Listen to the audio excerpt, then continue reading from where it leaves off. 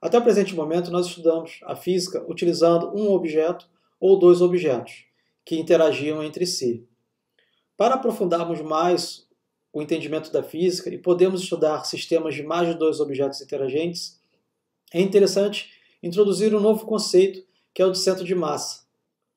O centro de massa de um sistema de dois objetos é definido pela coordenada do centro de massa.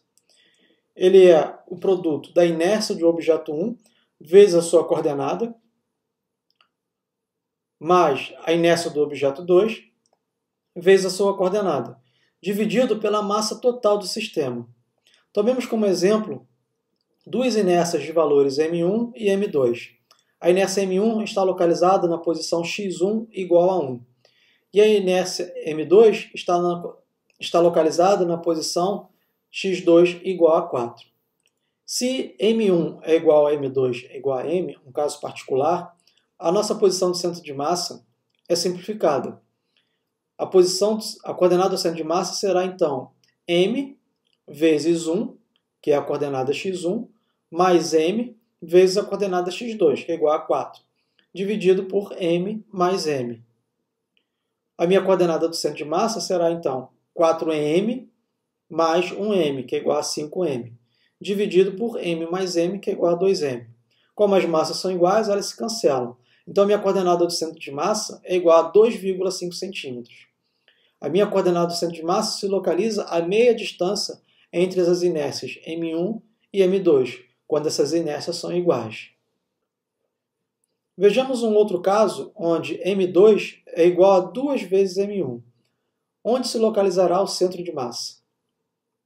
A coordenada do centro de massa será m1 vezes 1, que é a sua coordenada, mais a massa de m2.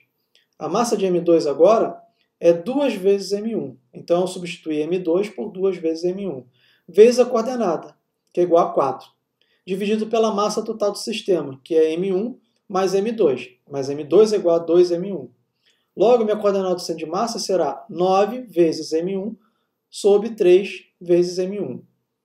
m1 pode ser cancelado e minha coordenada do centro de massa é igual a 3 centímetros. Note que a coordenada do centro de massa está mais próxima do objeto mais massivo. E, neste caso, se encontra entre os objetos m1 e m2. A coordenada do centro de massa é bastante interessante porque, ao contrário de estudar a posição do objeto 1 e a posição do objeto 2, eu posso estudar todo o movimento analisando simplesmente o movimento do centro de massa. Outra grandeza associada ao centro de massa é a velocidade do centro de massa. É a taxa de variação da coordenada do centro de massa. Como eu disse, estamos interessados no movimento do centro de massa. Eu posso substituir os meus objetos de inércia m1, m2 por um único objeto de uma inércia combinada, que é uma inércia reduzida, que estaria localizada sobre o centro de massa. A velocidade do centro de massa é a derivada da coordenada do centro de massa em relação ao tempo. Logo, será o produto m1 vezes v1 mais m2 vezes v2, dividido pela soma das massas do sistema. Não deixe de reparar que m1 vezes v1 mais m2 vezes v2 é a soma dos momentos lineares, ou, em outras palavras, é o momento linear do sistema. A velocidade do centro de massa nada mais é do que o momento linear do sistema dividido pela inércia do sistema. Mas vejamos um exemplo. Se m1 é igual a m2 é igual a m, isto é, as inércias são iguais. E vamos considerar também que v1 é igual a v2, que é igual a uma velocidade constante v. Então, a velocidade do centro de massa será simplesmente o produto m vezes v do objeto 1 mais m vezes v do objeto 2, dividido pela massa total do sistema. Logo, a velocidade do centro de massa será 2mv sobre 2m, ou igual a v. Quando há dois objetos de inércias iguais que se movem com a mesma velocidade, a velocidade do centro de massa localiza-se no ponto médio entre os objetos m1 e m2, e a velocidade do centro de massa será igual à velocidade de um dos objetos. E quando m1 é diferente de m2? E v1 é maior que v2, neste caso v1 é o dobro de v2. Vejamos como ficará a velocidade do centro de massa. A velocidade do centro de massa será m1 vezes v1, mas v1 é igual a 2 vezes v2, está aqui o resultado, mais M2 vezes V2. M2 é igual a 2 vezes M1. Está aqui o resultado. Vezes V2. Dividido pela massa do sistema, que é M1 mais 2 vezes M1. Então, a minha velocidade de descendo de massa será 4 vezes M1 V2 dividido por 3 vezes M1. M1 cancela e a velocidade de descendo de massa será 1,3 da velocidade de V2. Veja que a coordenada do centro de massa eu obtive no slide anterior. E essa coordenada do centro de massa se move com uma velocidade do centro de massa que é 1,3 vezes a velocidade do objeto 2. Então, ao contrário de estudar a velocidade do objeto 1 e a velocidade do objeto 2, eu simplesmente estudo a velocidade do centro de massa do sistema. É como se os dois objetos, M1 e M2, fossem substituídos por um único objeto de uma massa reduzida, que está localizada no centro de massa, que possui uma coordenada do centro de massa e uma velocidade do centro de massa. Estou reduzindo o meu sistema de dois objetos interagentes para um único objeto. E como não poderia deixar de ser, podemos calcular também a aceleração do centro de massa. A aceleração do centro de massa é a derivada em relação ao tempo da velocidade do centro de massa. Ou é simplesmente igual a m1 vezes a1 mais m2 vezes a2, dividido pela massa do sistema. Note que m1 vezes a1 é a força sobre o objeto 1, e m2 vezes a2 é a força sobre o objeto 2. Então, isso aqui nada mais é do que a força resultante sobre a massa do sistema. Consideremos o exemplo particular, que m1 é igual a m2 e a1 é igual a a2, que é igual a uma aceleração a qualquer. Então, a minha aceleração do centro de massa será m vezes a mais m vezes a dividido por m mais m. Ou a aceleração do centro de massa será 2 vezes massa vezes aceleração, dividido por 2 vezes a massa. A massa se cancela e a aceleração do centro de massa é a aceleração do sistema. E se m2 é igual a 2 vezes m1 e a1 é igual a 2 vezes a2, a aceleração do centro de massa será igual a m1 vezes a1, mais a1 é igual a 2 vezes a2, mais m2 vezes a2, mais m2 é igual a 2 vezes m1. Então, a minha aceleração do centro de massa será 4 vezes m1 vezes a2, dividido por 3 vezes m1. m1 se cancela e minha aceleração do centro de massa é igual a 1,3 da aceleração do objeto 2. Então, todo o meu sistema se move com a aceleração do centro de massa.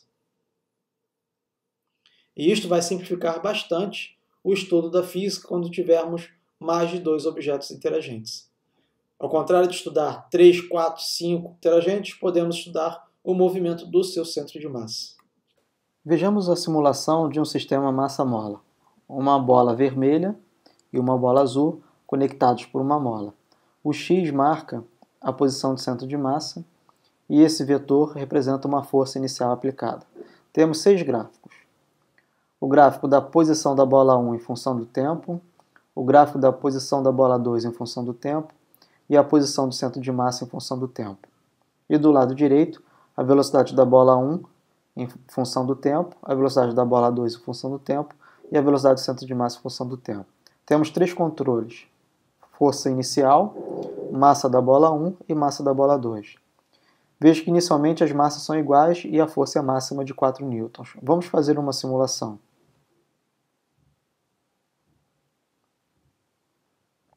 Observamos aqui que a bola vermelha parte da origem, então o sistema de coordenadas está sobre ela, e ela avança até a posição de aproximadamente 3 metros.